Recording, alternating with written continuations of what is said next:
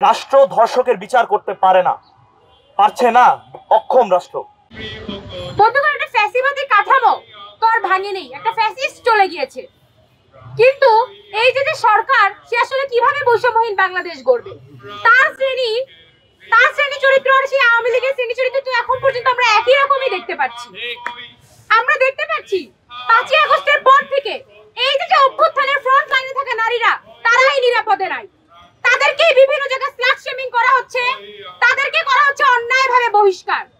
আমি একটু মনে করিয়ে দিতে চাই যে চট্টগ্রাম বিশ্ববিদ্যালয়ের নারী শিক্ষার্থীরা বিগত 10 দিনের থেকে বেশি দিন ধরে আন্দোলন করছে। কারণ একটা বিশ্ববিদ্যালয়ে শিক্ষার্থীদের নিরাপত্তা দেওয়ার দায়িত্ব যার, প্রক্টরের, সেই প্রক্টরই শিক্ষার্থীদেরকে নিয়ে ফেসবুকে স্লাট শেমিং পোস্ট দেয় এবং যেই 10 জন শিক্ষার্থীকে বহিষ্কার করা হয়েছে তাদের বহিষ্কার আদেশ এখনো তুলে নেওয়া হয়নি। বন্ধুগণ, এই হচ্ছে আমাদের বৈষম্যহীন বাংলাদেশের নতুন চরিত্র।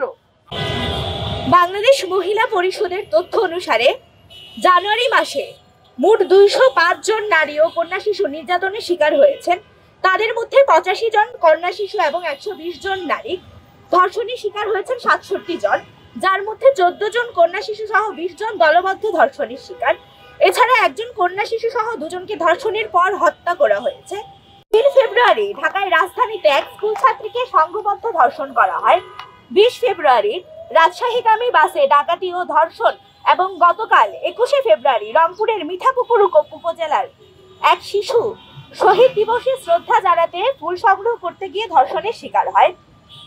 অভিযুক্তের পরিবার থেকে জানা যায়, ধর্ষক রাহুল আমিন পলাতক এবং রাহুল আমিনের পরিবার প্রভাবশালী এবং তারা ভিকটিমের পরিবারকে চাপ দেন স্বাস্থ্য কমপ্লেক্সে শিশুটিকে না পাঠানোর। 5 তারিখের পর থেকে ওই নৃশংসতা, নিপীড়ন বেড়েই চলেছে। এই গুম, সহিংসতা, ধর্ষণের বিচার কোথায়? গবেষণার পরিপ্রেক্ষিতে জানা যায় যে বাংলাদেশি নির্যাতনের শিকার নারীর মাত্র 1% পুলিশের কাছে অভিযোগ জানাতে চান। অভিযোগ না জানানোর কারণগুলোর মধ্যে অন্যতম হচ্ছে বিচারে দীর্ঘসূত্রতা, সামাজিকভাবে কলঙ্কিতকরণ, পারিবারিক বাধা। সামাজিকভাবে কলঙ্কিতকরণ ব্যাপারটিকে আরেকটু ভিতরে যাই। বাংলাদেশের সমাজে নারী শরীর নিয়ে একটি অপবিত্রকর ধারণা বিরাজ করে। ধর্ষণ মামলার বিচারকালে দেখা যায় অধিকাংশ সময় ধর্ষকের পরিবারের লোকজন উপস্থিত থাকলেও ধর্ষণের অভিযোগ এনে যে নারী বা কন্যা শিশুটি আদালতে উপস্থিত, বেশিরভাগ ক্ষেত্রে দেখা যায় তারা সমাজ ও পরিবার থেকে বিচ্ছিন্ন। এখনো বাজারে সিন্ডিকেট বিদ্যমান, এখনো দেশে ধর্ষণ চলছে।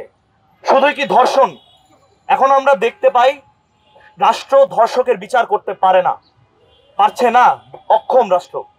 আমরা কদিন আগে দেখতে পারি যে ঢাকা থেকে রাজশাহীগামী একটা চলন্ত বাসে, টাঙ্গাইলে যখন ছিল বাসটা, তখন সেখানে ডাকাতি এবং দলবদ্ধ ধর্ষণের একটা ঘটনা ঘটে এবং সেই ঘটনায় অভিযুক্ত 3 আসামিকে জামিন দিয়ে দেয় কোর্ট।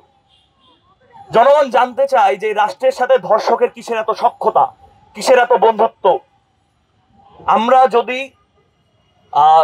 জরিপ দেখি, বিভিন্ন জরিপ অনুযায়ী, জরিপের দিকে খেয়াল করলে আমরা দেখতে পারবো যে যত বছর যাচ্ছে প্রতি বছরে বছরে ধর্ষণের সংখ্যা বাড়ছে।